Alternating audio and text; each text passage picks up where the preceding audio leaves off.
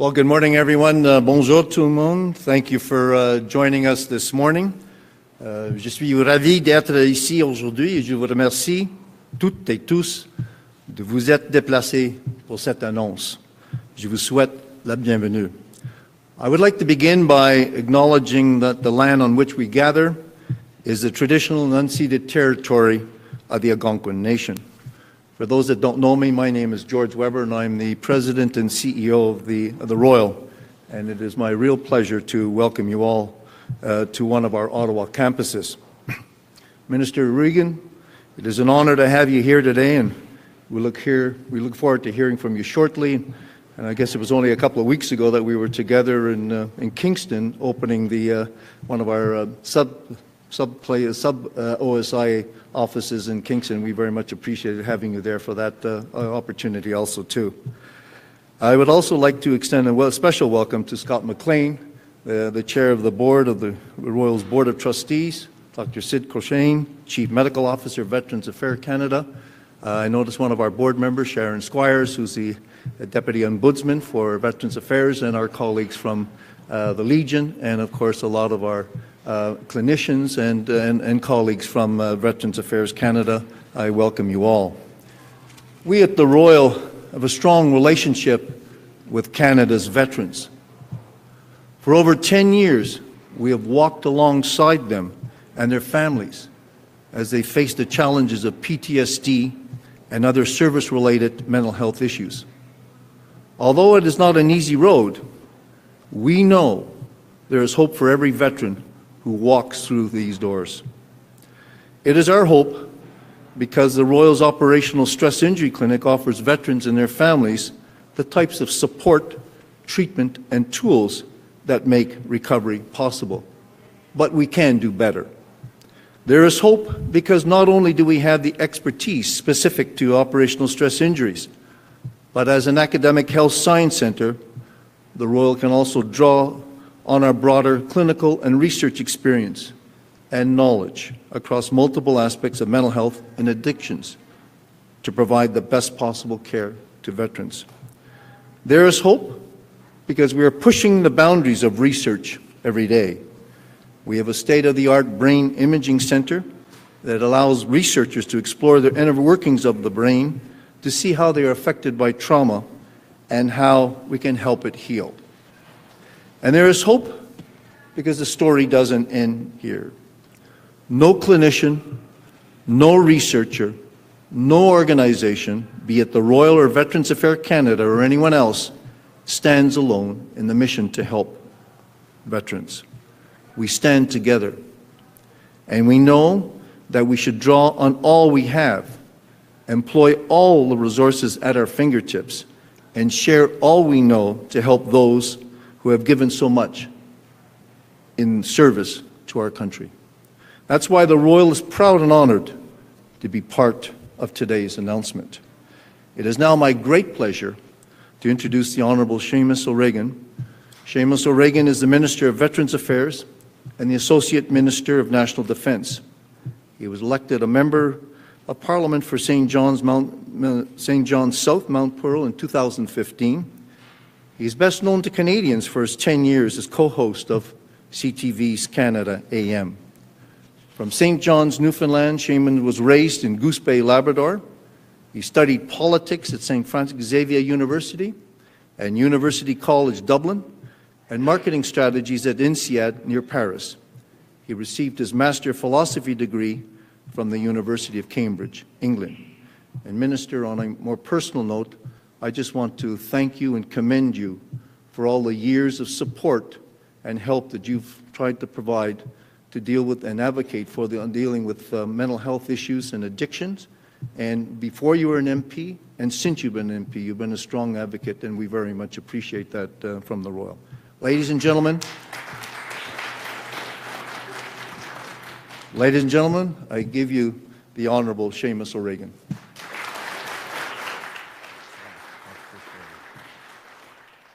Merci, George.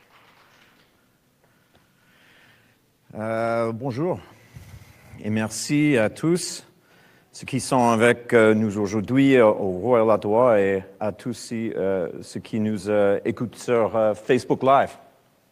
So good morning and thank you to everybody here joining us at the Royal in Ottawa and for everyone who is joining us on Facebook Live. Today kicks off the 67th Annual Mental Health Week, which is a time for all Canadians to talk loudly about our mental health, mental illness, mental injury. In fact, the theme for this year is Get Loud. It's an opportunity for Canadians to talk about what mental health really is. And you've probably, as George said, heard me get loud about mental health before. I've been talking about the importance of mental health for quite some time now. In fact, I'm very proud to say that I was a big advocate of mental health before I became mentally ill myself. I benefited from many of the programs and things that I had been advocating for years. But it's because we need to talk about mental health, we need to learn about what it means, and we need to be better able to help those communities and those people that need it, no matter where they are in Canada. Et à Anciens Combattants Canada, nous ne parlons pas simplement de santé mentale, nous écoutons et nous agissons. Nous créons un centre d'excellence pour les troubles de stress post-traumatique et les problèmes de santé mentale connexes. At Veterans Affairs Canada, we are doing more than just talking about mental health. We're listening, and we're taking action. We are creating a center of excellence on post-traumatic stress disorder and related mental health conditions.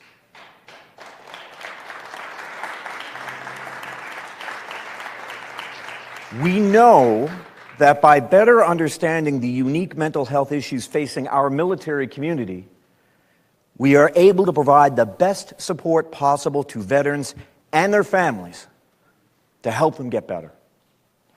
This virtual center will conduct research into PTSD, share new knowledge and best practices with frontline health professionals wherever they are in Canada. Because it is these frontline men and women who are helping veterans and their families every day. Cette initiative mènera de nouveaux outils pour évaluer et traiter les problèmes de santé mentale qui touchent certains membres et vétérans des Forces armées canadiennes. This initiative will lead to new tools to assess and treat mental health conditions that affect some members and veterans of the Canadian Armed Forces. Now, I want to point out that the vast majority of the men and women who transition out of the Canadian Armed Forces do successfully reestablish themselves in post-military life. Vast majority are fine. But PTSD is a real problem for some, and it is a real problem that we can and will address. We need to listen to veterans who have the courage to come forward. We need to listen to their family members, their friends, who have the courage to come forward. But more importantly than just listening, we have to provide the treatment and support that they need. So much good work has been done in this country on Bell Let's Talk and so many other initiatives, drawing people in, telling them to talk, drawing them into the spotlight so that we can help them get better. And I've said for years, the worst thing that we could do at that point in time, when they're brave enough to ask for help, is to not be there for them. And today, we go a long way to being there for them. Working with the Royal Hospital of Ottawa, we are able to leverage their knowledge, technology, and experience in mental health in service for military members and veterans in research and development. Cette collaboration nous donnera de meilleurs résultats et récupération pour les membres et les vétérans des Forces armées canadiennes. The result? Better outcomes, better recoveries for members and veterans of the Canadian Armed Forces. But today's announcement is only one piece of our approach to better supporting our veterans' mental health. With our recent Pension for Life announcement, and Pension for Life, let me stress, is centered around PTSD and other mental health conditions. Our understanding that it can take hold sometimes years after a member is making that transition. It can take sometimes years. And we have to have a system that is flexible enough to make sure that they get the help that they need without the stress of financial anxiety. That was centered to Pension for Life. Also, our joint suicide prevention strategy with the Canadian Armed Forces and the Department of National Defence, showing that we work together, truly in collaboration for the men and women that we serve. We are taking action. And today we have invited 3 experts to talk about the Centre of Excellence, how it's going to help our members and veterans of the Canadian Armed Forces. I want to invite to the stage first Dr. Sid Kershane. Sid, come on up.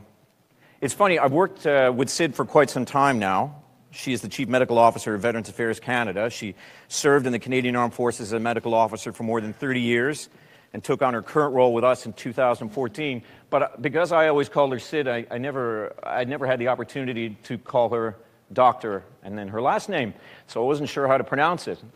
And she said, oh, you know, it's been pronounced 1,000,001 ways, don't worry about it. And I said, trust me, Seamus Oregon likes to make sure that people's names are pronounced correctly. Dr. Kershane, it's good to have you here. I'd like to introduce Dr. Raj Bhatla, who's the psychiatrist, pronounce it right, psychiatrist in chief and chief of staff of the Royal Ottawa Healthcare Group. He received a BA from Harvard in '82. He obtained his MD from a Superior University, McGill, in '87. And he's been with the Royal since 1992. It's great to have you both here. Sid, let me ask you first about the decision, because I can anticipate a question about going with a virtual center as opposed to kind of a brick and mortar dedicated center. Tell me about that decision. Thank you, Minister, for your question. When we first considered what the Center of Excellence would be, we heard from many people, and we proceeded to do some research. We consulted with veterans, and we went to look at similar centers of excellence in Canada, but also internationally. So we spoke with our colleagues in the States, we looked at Australia, we looked at the UK, and it came evident to us that a single brick and mortar in our geography would not satisfy anyone. And also consulting with our psychiatry colleagues, we don't treat people with PTSD in a hospital setting. We need to treat them as outpatients in their communities, and veterans are everywhere in Canada. Yeah, they are. Yeah. So the idea was to leverage, to be a leader, to be a nexus for where there's lots of excellent work being done in this country in mental health and PTSD, and we wanted to leverage that knowledge to benefit veterans, military that suffer from PTSD.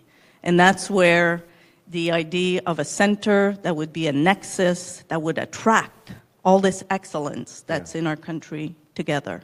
That's where the concept came, and that's how we developed it. Dr. Bhatla, talk to us about the Royal and the Royal significance here. Well, I think it's really important that a center of excellence be housed in an organization. Can we get his mic hot there? Is that any better? Here we go, yeah. So I think it's really important for our military community, and specifically our veterans. We know them well at the Royal. We have an operational stress injury clinic here at the Royal, so we have a lot of experience in the care, treatment for veterans and their families. And if you're going to have a center of excellence, you want it placed in an institution that actually knows how to deliver that care and actually does that work on the ground. I've actually been very privileged and honored to provide direct service to our veterans through our OSI. And to highlight what Sid has talked about, we don't serve people solely at the Royal. So we serve people in their communities and even in their homes. So we do things like visits into someone's home through their home computer. We Yeah. can see people. We see people who do come here. We can see people in a clinic outside of the Royal. And we can also engage with people through things like our OSI Connect app that actually we worked in collaboration with Veterans Affairs on. So you can actually go online and learn about OSI clinics and get some tools and informations related to OSIs. So Coincidentally, really important. on Friday, I did an announcement in St. John's for Newfoundland and Labrador, which is a pioneer in telehealth. And we're investing a lot of money there so that people can have access to, specialists, not just mental health specialists, but oncologists and cardiac. I made the statement because it kind of occurred to me that when we began telehealth initiatives some 25 years ago in my home province, we had no way of anticipating that everybody would be walking around. Everybody in here has video conferencing capability in their purse or in their pocket. We could never have envisioned that. And so that, it's going to take it to the next level. The idea of virtual health is no longer something that we're kind of looking at and hoping someday will happen. It's happening. Indeed. We thought that telehealth was a big advancement when we could provide that. And I have to say that most of our OSI clinics in our network do provide telehealth because people live remotely. Yeah. But now there are therapies like e-therapy. And imagine the reach of that, because e-therapy now can reach everyone, everywhere in the country, no matter where they are. So again, this center will help us to leverage that knowledge. People are developing tools, and we don't have alone the capability to develop all of that, to develop those relationships. So again, this center will be able to go and reach out to these new developments and bring it in so that we can use it to benefit veterans and military and their families. And increase, I would imagine, collaboration amongst doctors as well. Yeah, I think it will increase collaboration. As importantly, we often talk about things like OSI clinics to help our veterans, but in reality, our veterans need to connect with the broader community of publicly funded healthcare in Canada. So a lot of veterans have multiple needs that include mental health, but include things such as chronic pain and other physical conditions. So the more we can do to help educate, inform, and destigmatize veterans to the broader public health system, all the better. Because we want our family doctors, our other hospitals in Canada serving veterans to the best of their ability. And I think we can do better in that area.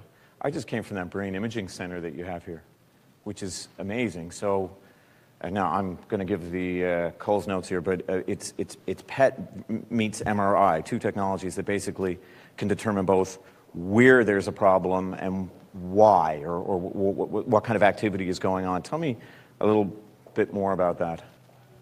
So you actually did see a very unique machine, very high-end, which actually combines two technologies into one, and it's the only machine in any mental health facility anywhere in Canada dedicated to mental health. So what that can do is help solve the mysteries of PTSD, depression, and other mental health illnesses, but also even a crossover between mental health and physical health, such as cardiac health and other things. So it's the type of machine that's a bit of a game changer when it comes to understanding processes related to PTSD, depression, and other conditions.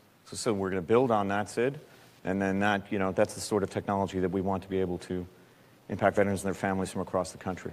Absolutely. The Royal is in a unique position with this machine to use to do advanced research on PTSD.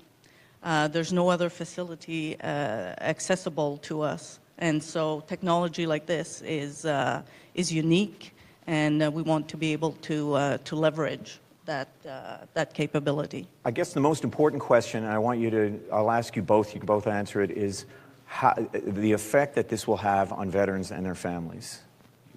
How you see this playing out over the next 4 years for this? Well, like I said at the beginning, this center will provide leadership in deepening our knowledge about PTSD.